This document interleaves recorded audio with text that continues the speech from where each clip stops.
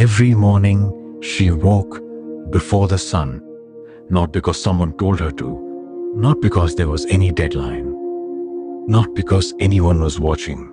She woke up because she had a reason to. Her name was Shabari, and she was waiting for someone who hadn't arrived yet. She wasn't royalty.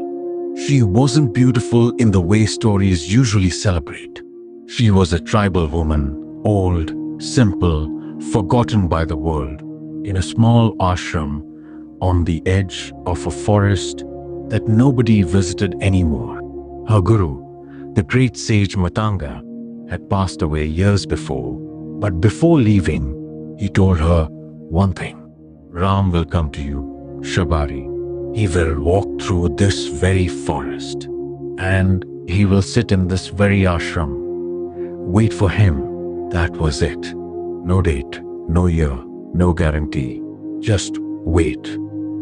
Now, here's where most of us would have given up.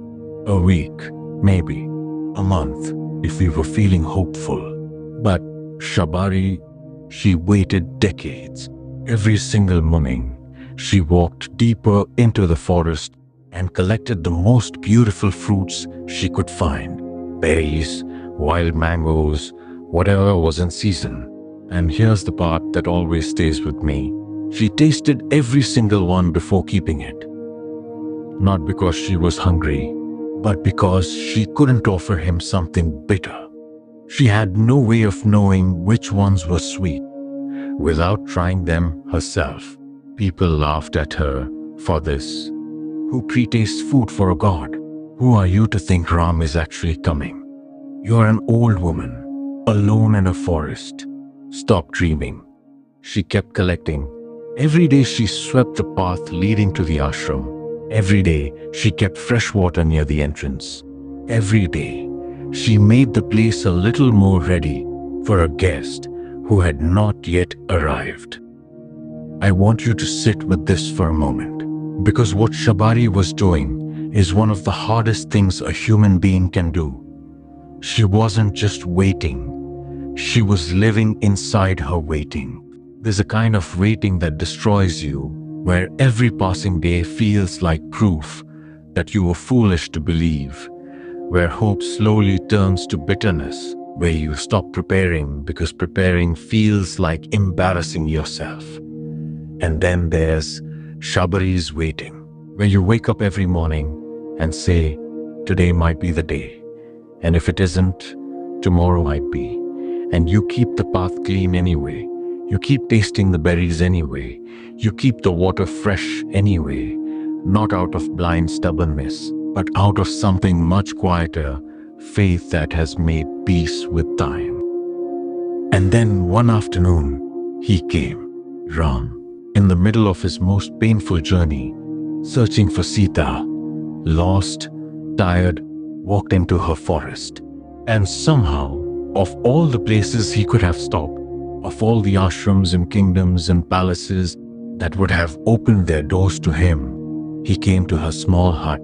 He came to the old woman in the forest who had been waiting for him her entire life.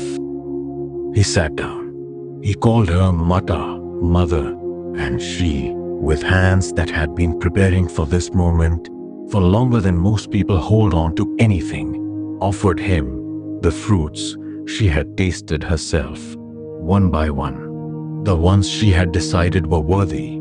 He ate every single one, not out of politeness, with love. I think about Shabari whenever I'm in that dark middle place. You know, the one where you've been working towards something for so long that you can't even remember why you started. That people around you have moved on, or moved up, or simply stopped believing in what you're doing. Where the voice in your head says, maybe you were wrong, maybe it's not coming. Shabari didn't have a vision board. She didn't have a 5-year plan. She didn't have followers watching her journey. She had a belief, and a broom, and a basket of fruit she tasted every morning just in case today was the day. The real miracle of Shabari's story isn't that Ram came. It's that she was ready when he did.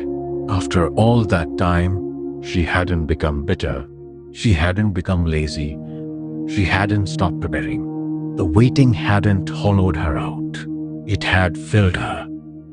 So if you're in a waiting place right now, waiting for the right opportunity, the right moment, the right person, the right version of yourself to arrive, maybe the question isn't when is it coming? Maybe the question is, are you keeping the path clean? Are you still tasting the berries? Are you ready?